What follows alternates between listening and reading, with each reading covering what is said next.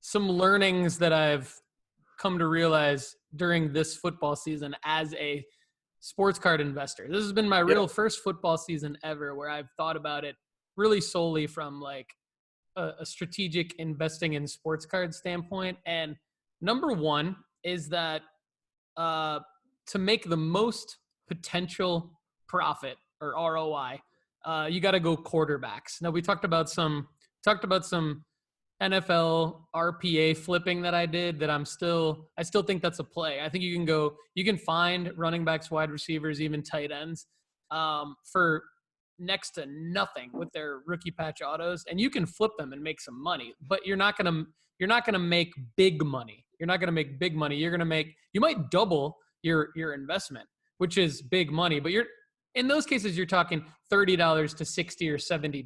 So you have to do that at scale to make big money. But with quarterbacks, you can own 5 or less of their cards. And if you pick the right quarterbacks and have the right cards, you can actually make big money. So because of that, I'm more fascinated than ever at trying to pick the right quarterbacks for who's next. And one thing I know about the NFL, and you just kind of made my point for me, is that it's super difficult to get back to the Super Bowl. So I think on one hand, it's sure the Bengals can make it back there. Of course they can. But realistically, it's going to be pretty darn hard for them to get past Buffalo, Kansas City. You've got Herbert in LA. You've got the Broncos are going to make a play at a quarterback. You got to figure that out. The Broncos are going to go after somebody. Lamar Jackson in their own division was injured for basically the second half of the season, so he was out. So you got Lamar Jackson coming back. You mentioned Josh Allen. You've also got Mac Jones in New England. And did I mention the Titans already? So you got the Titans, right? No, you hadn't mentioned the Titans. Okay. So you've got the Titans. They were banged up. They actually kind of blew it. They let Burrow get past them.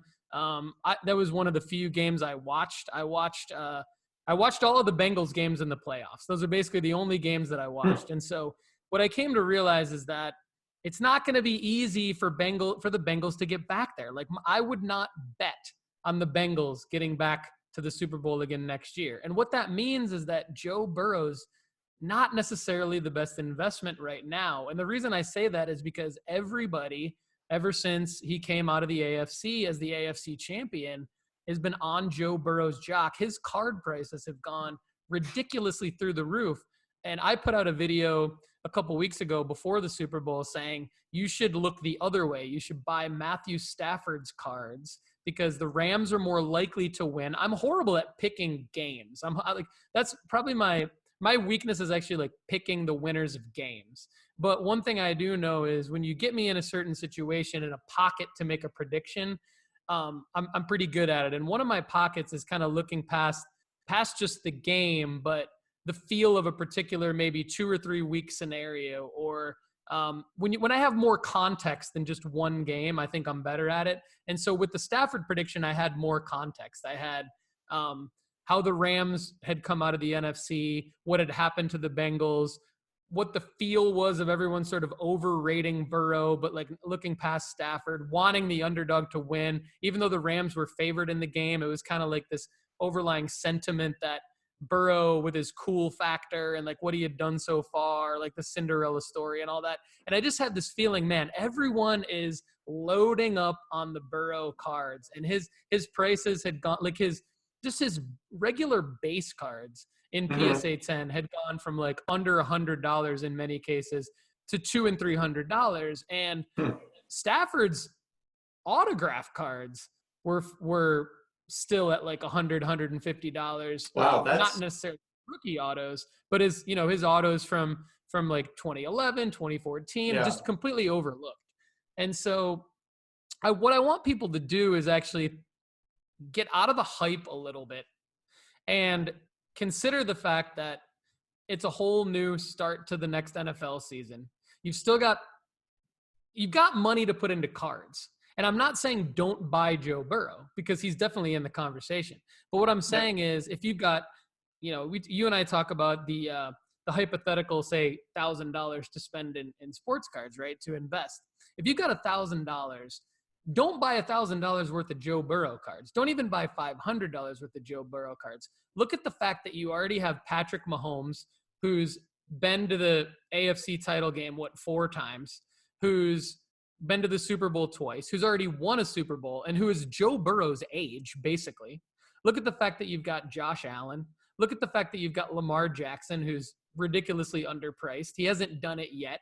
And look at the fact that you've got Justin Herbert. I mean, look at other pricing. And look at the fact that the NFC is pretty wide open as well. I think that the Rams could get back there. But you could have some serious retirements on that team, apparently. I don't know. Maybe that's blown out of proportion right now.